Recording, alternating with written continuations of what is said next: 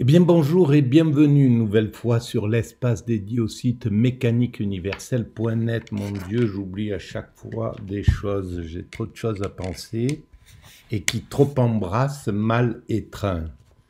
Et c'est très juste, donc je fais trop de choses et j'oublie plein de trucs. Voilà, vivement que tout s'apaise. Ça fait des siècles que j'attends cet apaisement. Voilà. Donc, je vais continuer ma petite réflexion à partir de Ayn Rand et du libertalisme. C'est pour essayer de préciser cette théorie, donc je suis toujours un peu obligé d'essayer d'expliquer la raison de ce site. Ce site essaye de démontrer que l'humanité, dans son ensemble, travaille à construire sa perfection, la perfection de l'humanité. Et pour l'ensemble humain, c'est l'ensemble humain qui travaille. Tout être humain donne la même chose, c'est-à-dire la totalité de ses actions durant son existence. Qu'il vive 1 heure ou qu'il vive 100 ans, il donne la même chose, puisqu'il donne la totalité de son existence. Et comme le bien, comme le mal, le juste, l'injuste, tous les comportements, même quelque chose qui paraît anodin, a de l'influence sur l'évolution de l'humanité,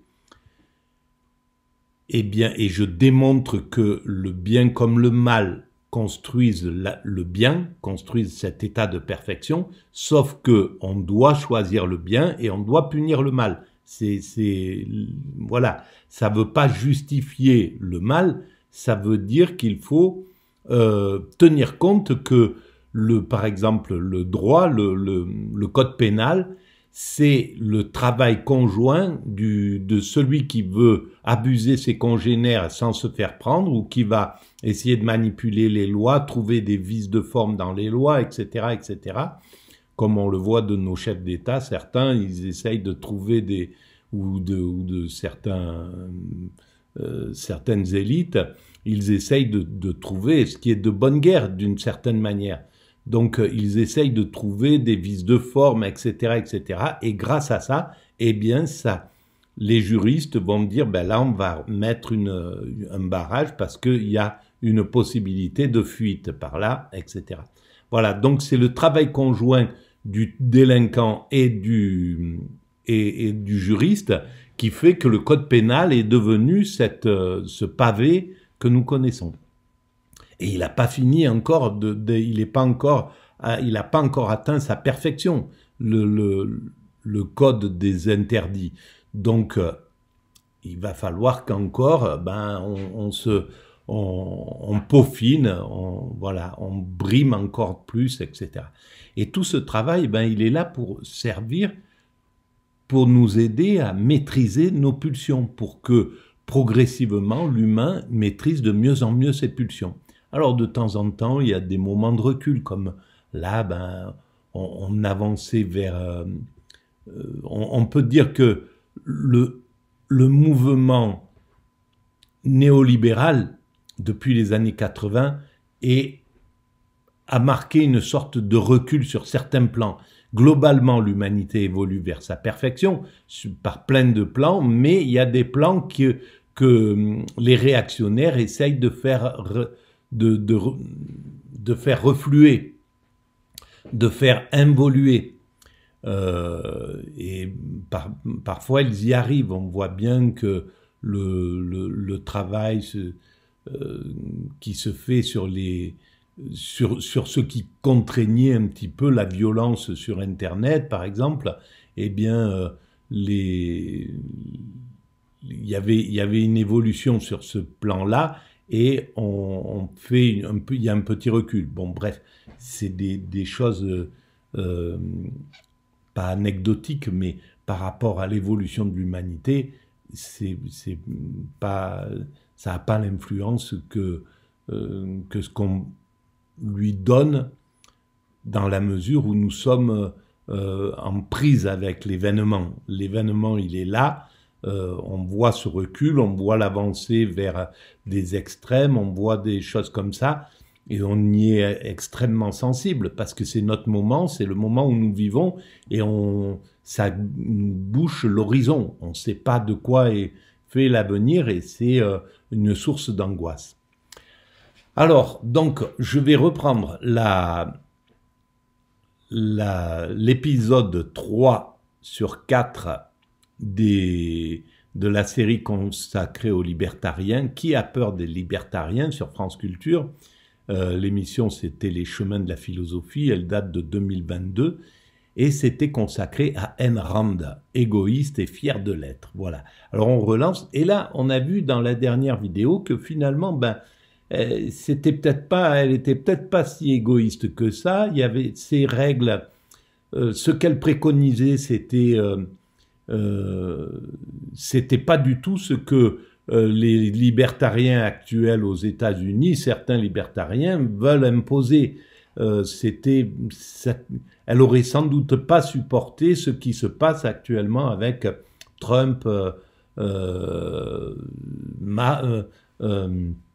Musk et Zuckerberg et puis d'autres qui commencent en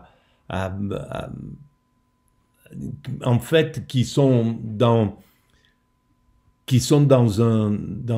une compétition légitime des États-Unis contre la Chine et qui le font qu'avec les moyens des États-Unis. Les moyens des États-Unis sont réduits. En fait, c'est que la force, la violence, la manipulation, le vol, le pillage, le fait de mettre des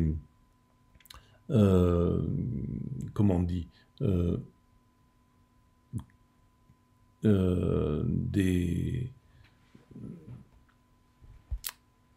des sortes d'injonctions injustes, en fait. Voilà. Si vous faites pas ça, on vous prend on vous met tant de taxes, on vous fait, etc. C'est du chantage, quoi. Voilà. Ça fait partie de leur façon de combattre les BRICS, les Russes, les Chinois, je veux dire. Et les Chinois, ils ont une autre façon de combattre. Voilà, c'est tout. Et on voit la différence entre une société ancienne qui a 5-6 000 ans, 10 000 ans, et puis un système qui est, voilà, un adolescent qui vient de se construire depuis 300-400 ans. Donc on voit bien la différence là, dans les choses. Et à mon sens, oui, ils vont peut-être gagner encore par la force, mais là, ça soulève, c'est plus cohérent avec l'état d'esprit de l'humanité. On voit partout où ils mettent la force, les États-Unis avec leur filleul ou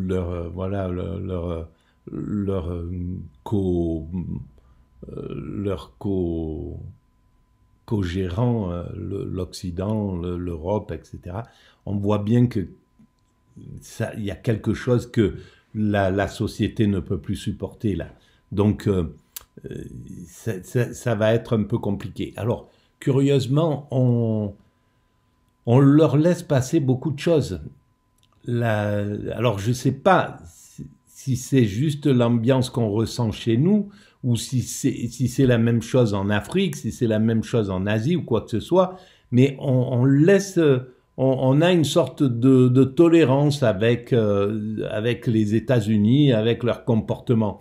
Et en fait, c'est un peu comme on a cette sorte de tolérance avec les narcissiques. Quand on voit bien qu'ils sont tellement naïfs en fait que on voit qu'ils nous abusent, on voit qu'ils nous maltraitent, mais on a une sorte d'amour automatique qui est là parce qu'ils sont naïfs, ils sont spontanés, ils disent les choses cash, ils sont dans cet état d'esprit et ils ont une sorte de capacité à se faire aimer malgré le côté qui sont détestables parfois. Et voilà. Bon, bref, ça c'est l'introduction. Allons-y. Je lance l'audio et Elle avait quand même vu qu'il y avait quelque chose qui était en train de se perdre du capitalisme, sauf qu'elle n'avait pas prévu que ça allait être ce capitalisme lui-même qui allait dégénérer, c'est-à-dire non pas être perdu à cause de l'État, mais à cause de ses propres manœuvres. Oui, et de plus, il y a une collusion avec les hautosphères de l'État. Il y a un autre capitalisme d'État que celui qui régnait en Union soviétique, c'est le fait, de même qu'on a pu parler par exemple du complexe militaro-industriel, il y a eu un complexe capitalisme et étatisme qui a prospéré par la suite. Donc, en effet, il n'y a plus du tout ce qu'elle appelait le laisser-faire, au sens d'ailleurs des économistes français du XVIIe et du XVIIIe siècle. Donc, la pensée de Ayn Rand, juste pour qu'on revienne très rapidement sur l'archive de Jeff Bezos, alors Laurent, la pensée de Ayn Rand telle qu'elle se développe par rapport au capitalisme, n'a plus vraiment en fait de résonance. C'est-à-dire qu'en fait, là, ça s'est perdu, puisque, vous le dites très bien, maintenant, c'est devenu un pouvoir en tant que tel, proche de l'État. Il faudrait plutôt dire, je pense, qu'il y a plusieurs capitalismes qui coexistent. Il y a par exemple, les gens dont on parle, les Jeff Bezos, les GAFAM, ont été de simples artisans. Tout le monde connaît l'histoire parfois magnifiée lorsqu'ils étaient dans leur garage en train de bricoler. Oui, il y a toujours du storytelling. Ils sont partis rigoureusement de rien, sans aucune aide, n'est-ce pas ? Ou Mark Zuckerberg qui était dans sa chambre au Crous. Tout le monde veut être aidé maintenant. Eux sont partis de rien. Ils n'étaient pas forcément de famille riche. Et ça continue à exister aux États-Unis. Et à ce moment-là, ce qui se passe souvent d'ailleurs, c'est que ce genre de start-up, eh bien, on leur propose vite d'être rachetés par des grands groupes. Donc, il y a des propositions vérifiques et ils y cèdent. Autrement, ce sel du capitalisme entrepreneurial est toujours présent, sauf qu'il se heurte à un capitalisme institutionnel installé qui a de toutes autres ambitions. Et c'est clair que ce capitalisme, on peut le dire, il a vaincu cette énergie, elle a vaincu l'URSS, elle a vaincu le collectivisme. Il y avait pas assez d'esprit de compétition, de violence en fait en Russie. Ça avait le fait de proposer une vie heureuse en fait. C'était ça qui était proposé. C'était une vie. C'était pas le plaisir qui était proposé en base, mais le bonheur en somme. L'idéal, c'était une sorte de bonheur. Et de l'autre côté, c'était le plaisir qui motivait. Et c'est clair que l'URSS a capitulé parce que elle a pas permis à des talents d'être en compétition, une compétition farouche. C'était ça qui se passait aux États-Unis. C'était vraiment la compétition, elle est sauvage et c'est celle-ci qu'ils imposent au monde en réalité. Évidemment, l'idéal aurait été que les Russes et que l'URSS et le monde capitaliste disent on a chacun une partie de la vérité, on va prendre le meilleur chez vous, le meilleur chez nous et on va faire un monde qui est vivable, le plus vivable possible. Ça aurait été génial, mais bon, on est des primates naturels et donc le dominant, il était là, il avait peur que le prétendant lui prenne sa place parce que il voulait conserver le privilège de thésauriser tous les privilèges, d'avoir son cheptel autour de lui, d'être le dominant. Et donc, il voulait pas être co-dominant avec un autre système dominant. Et donc, ça fait le drame que nous vivons, parce que les guerres, la violence, les tueries, les meurtres de masse, je parle par les criminels en costard, eh ben, ils ont pas cessé, ils sont encore beaucoup plus violents parce que les armes sont devenues de plus en plus dangereuses.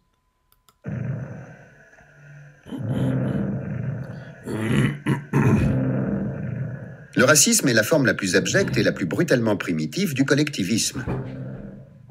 C'est le fait d'accorder une importance morale, sociale ou politique à la lignée génétique à laquelle un homme appartient et de croire que ses traits intellectuels et caractérologiques sont héréditaires. Ce qui veut dire en pratique qu'un homme doit être jugé non en fonction de son propre caractère et de ses propres actions, mais en fonction de ceux de ses ancêtres.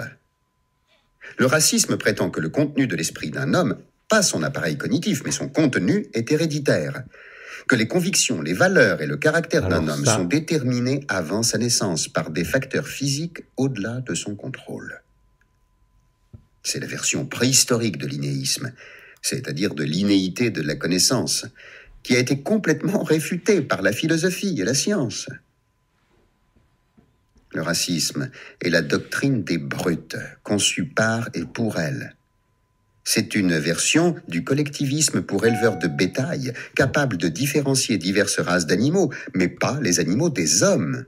Mais c'est pas que le collectivisme, justement, parce que maintenant le collectivisme, il a été écarté, et on voit que ce racisme, il existe tout simplement parce que par le népotisme, par le fait qu'on transmet, qu'un riche transmet à ses enfants, même si c'est lui qui a fait qui a mis en œuvre l'activité, le boulot, ben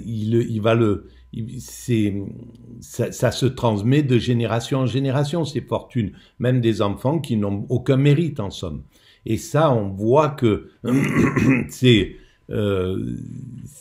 ça correspond plus du tout à ce dont parlait Ayn Rand, voir les qualités, pouvoir que chacun qui a ses qualités puisse en bénéficier. Les qualités de quelqu'un, d'un héritier, n'a rien à voir avec les qualités de celui qui a construit la chose. Comme toute forme de déterminisme, le racisme invalide l'attribut spécifique qui distingue l'homme de toutes les autres espèces vivantes, sa faculté rationnelle. Le racisme nie deux aspects de la vie de l'homme, la raison et le choix, ou l'esprit et la moralité, pour y substituer la prédestination chimique.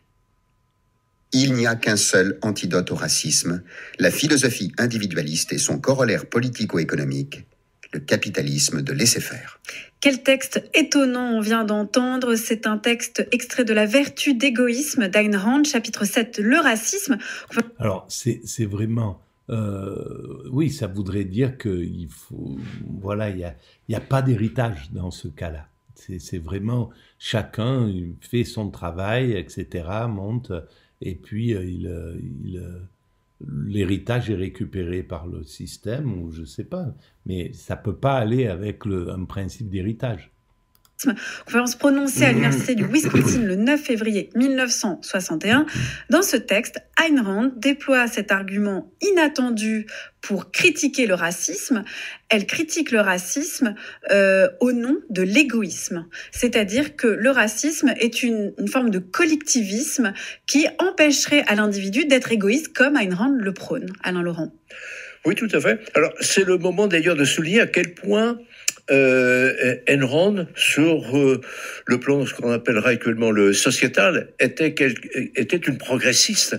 Elle était favorable à la liberté de l'avortement. Vous imaginez à la tête de tous les conservateurs actuels qui veulent le réduire, on le sait.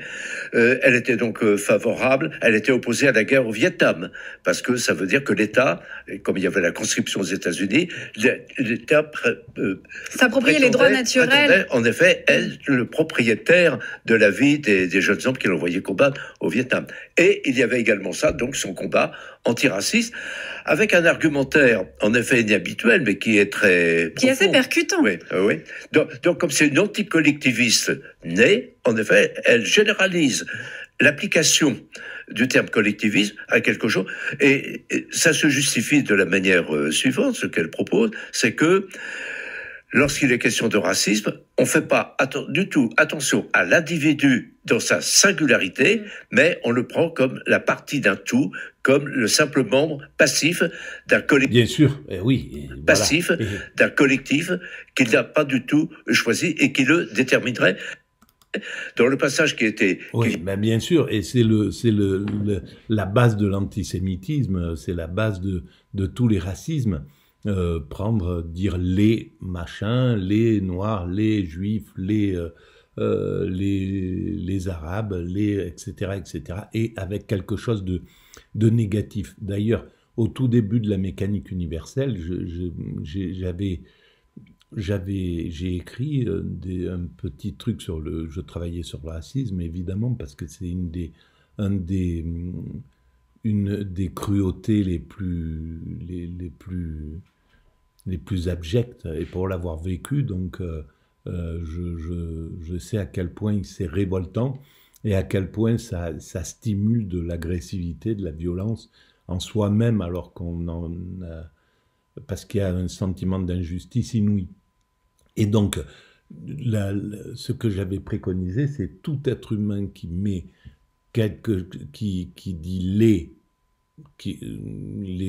voilà, un groupe humain qui pointe un groupe humain en lui ajoutant quelque chose de négatif, ils sont égoïstes, ils sont voleurs, ils sont, je sais pas, voilà, un truc comme ça, et qui fait que ça devrait être complètement interdit. Ça devrait être, au niveau législatif, ça devrait être interdit. Et on le voit sur les réseaux sociaux, c'est fréquent, les machins, et puis avec quelque chose de négatif. Avec quelque chose de positif, ça va, il n'y a pas de problème. On peut dire, bon, dans le monde musulman, l'accueil est vraiment l'invité, c'est quelque chose il y a beaucoup de générosité, tu es toujours bien accueilli. Enfin voilà, tu peux faire une généralité positive, mais une généralité négative, ça devrait être véritablement interdit. Chaque fois qu'on lit quelque chose, les machins, sur Internet, ça devrait être sanctionné directement. Si on veut vraiment éveiller le monde à ce que c'est que le racisme, parce que c'est ça le racisme. Entre autres, évidemment, qu'il y a aussi, elle l'avait bien compris par rapport à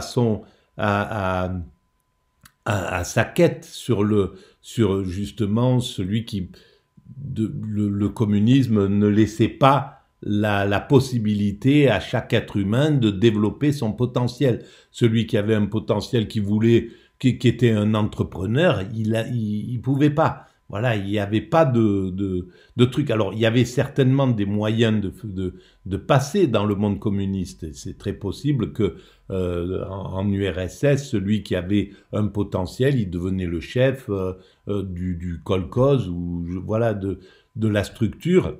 Mais c'était pas, il pouvait pas. Il avait les pieds et les mains liés. Il pouvait pas véritablement développer son énergie. Voilà. Et ça, c'est clair que au niveau compétitif dans le monde, c'était pas bon, puisque d'ailleurs le capitalisme a vaincu le communisme. Donc elle avait raison sur ce plan-là. Et c'est clair que son point de vue, sans doute, il était beaucoup plus fin que ce que je l'ai imaginé au départ. Donc il y a des choses intéressantes dans cette vision libertarienne. S'il y a une véritable éthique derrière, s'il y a un bon système qui protège le peuple, alors oui, le libertarisme a du sens. Qui vient d'être lu, en effet, l'un des termes importants est celui de déterminisme. Donc, du point de vue d'Ayn Rand, chaque individu, de quelque race ou religion qu'elle soit, même si elle déteste toutes les religions, eh bien, a sa chance, pourvu qu'il suive ce qu'on a pu appeler tout à l'heure la droite raison. Oui, elle le dit d'ailleurs, sa faculté rationnelle, le racisme nie deux aspects de la vie de l'homme, la raison et le choix, l'esprit et la moralité. On peut s'interroger parce qu'on n'a pas encore vraiment, on s'est pas vraiment arrêté encore Alain Laurent sur ce terme, sur la notion d'égoïsme, qui est vraiment un terme central dans sa pensée et qu'elle va opposer à l'altruisme. On pourrait, à partir de ce texte, se dire que la critique quand même qu'on fait... On va arrêter là pour cette vidéo. Voilà, et ça me permettra d'en faire une dernière. Voilà, je vous remercie et puis je vous dis à très bientôt. Merci beaucoup.